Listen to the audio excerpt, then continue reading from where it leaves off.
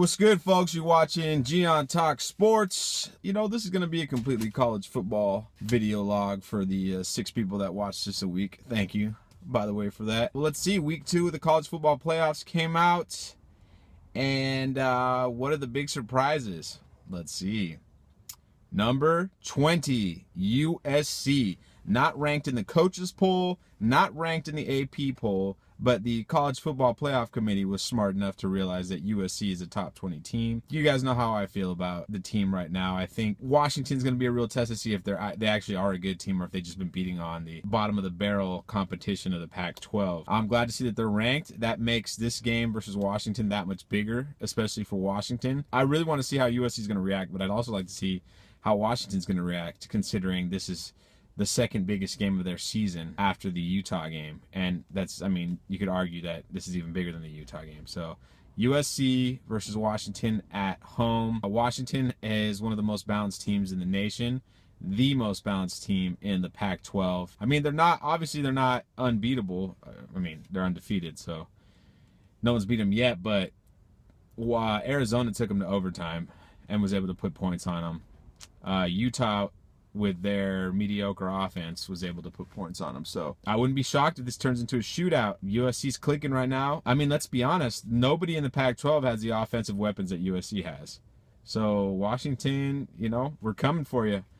Want that belt. As for the rest of the playoffs, I think they did a little bit better job this week if they're still not consistent. For example, I really liked that Florida dropped completely out of the rankings. And I think, where were they at last week? I think they're at 11 last week. So they went from 11 to unranked after getting embarrassed by Arkansas. I didn't like Arkansas sneaking back into 25 for beating Florida. Like, it doesn't make any sense. You drop one team and, oh, we're going to put them number 25, but, you know, whatever. SEC bias. Yeah, I said it again. I also like Nebraska dropping 9 spots. Just like with Florida, I kind of feel like they should have dropped out of the polls. My explanation for that is, like, you drop Florida for losing to Arkansas. Well, Nebraska lost even worse to Ohio State. And I know Ohio State's a good team, but they got embarrassed. They just got completely annihilated. They haven't beat, and just like with Florida, they haven't beat anybody this year. Florida has 7 wins over garbage teams. Nebraska has 7 wins over garbage teams. Also, their second loss in a row. And I know last week they played Wisconsin close, but, you know, who cares? You know, you got to win the games. I don't care about losing.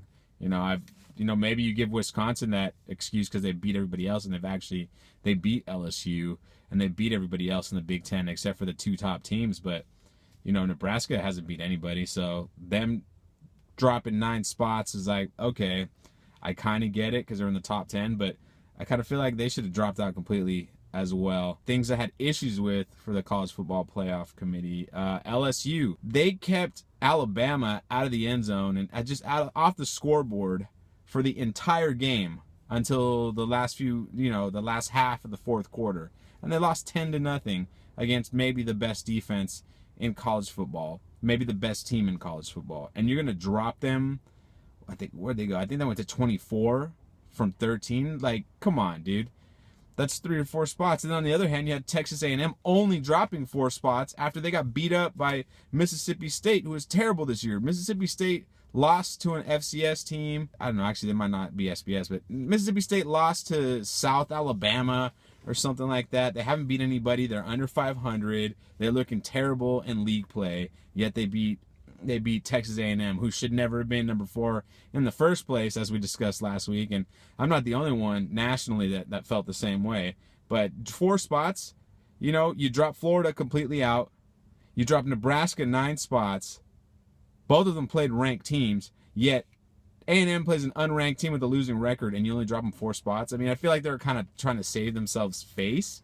But Texas A&M is not a top 10 team. And speaking of top 10 teams, another SEC juggernaut, Auburn, barely beats Vanderbilt. I mean, Vanderbilt almost drove back and tied the game in the fourth quarter. That's another one. Like, why didn't Auburn move at all? They didn't go down. I would have dropped Auburn a spot or 2. Because clearly they're not as good as you think they are.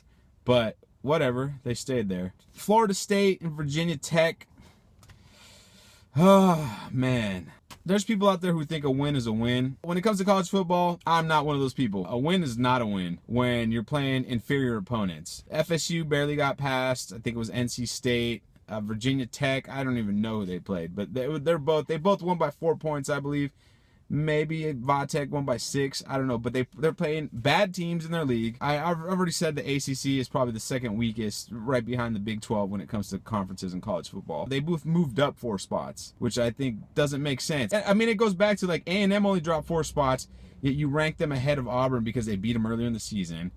Yet you're moving up, so Auburn doesn't move up at all. They're still underneath Texas A&M. And then Florida State and Virginia Tech move up 4 spots when they had unimpressive wins. I mean, it's just so much inconsistency, and you know, I guess you could say like the top 4 spots are the only ones that matter, and they got those right, so who cares? But when you leave other teams right there from the outside looking in and letting them know they have an opportunity to get in when maybe they don't necessarily, let's just say, look at scenarios. Let's say Auburn upsets Alabama.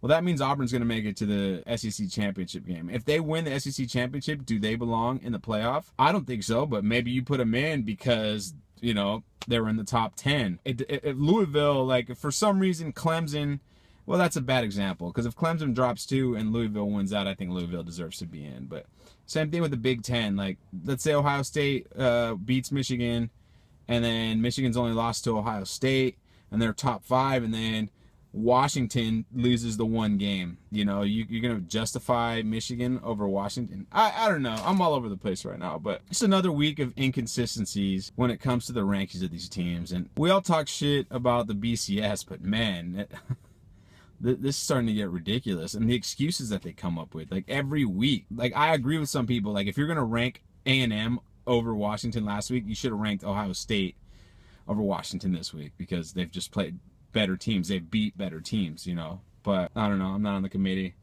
Who knows? I mean, it's all a ratings game anyway. Big games this weekend. We're going to be looking forward to the USC versus Washington game in Washington. I think it's on Fox. If you're not going to watch any other game this Saturday, like, make sure you watch that one, because I think it's going to be the best one. It's just going to be, you know, the 2 best teams playing each other that weekend. And game day too. College game day is finally going to do a Pac-12 game, so that's going to be interesting. I guess Lee Corso is undefeated with whatever helmet he puts on. So if he puts on the Trojans helmet, he's undefeated whenever he puts a USC Trojan helmet on for game day. And every time he doesn't put it on, USC loses. I guess. What am I talking about? But I don't know. It's going to be an interesting weekend in college football, and you know, next week we'll talk about the week 3 of the playoff rankings. Man, no baseball is rough, and basketball is just boring right now. Anybody else like agree with me? Like the beginning first few weeks of basketball is just like, you know, like I don't care. You know, teams are still figuring everything out. They're still getting their chemistry together. You know, the Lakers are actually winning for the first time in 5 years. The NFL, whew. I don't know any games this weekend that are getting me pumped. You know, the Niners are going to lose again to Arizona. DFS update. If you're going to play cash games, make sure you play David Johnson, because he's going to torch the Niners. I'm even thinking about him in GPPs, because, put it to you this way, like maybe 60% of GPPs are going to draft him, but if everybody has a 40-point hole over you, like, you know, how are you going to make up for that? You're going to have to get 3 players to make up for David Johnson and whoever the second running back is. So let's say, you know, David Johnson and Darren Sproles. Darren Sproles gets 15 points, 10 to 15 points. David Johnson gets 40. That's 55 points that you could have gotten one player. And you're going to have to use like a bunch of $6,000 players. Or, I don't know. I feel like some people are saying, oh, everyone's going to play him. It's a bad play. But it's like, if you're going to get 40 plus points of production out of him, which he very, very well may do so. He's the best running back the Niners have played, and they've been getting torched by everybody. You know, if he puts up 150 yards and scores, if he does Latavius Murray last week, that's better. If he does a Melvin Gordon or Latavius Murray week last week, you're putting yourself in a hole that's going to be hard to overcome, especially if you're trying to get cute with some of your other plays. So something to consider. That's going to do it for me. Thanks for watching.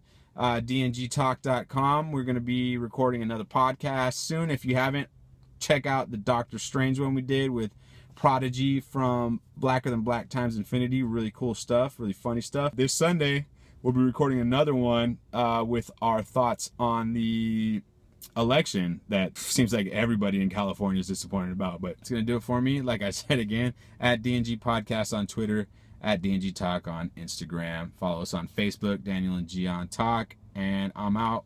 Fight on.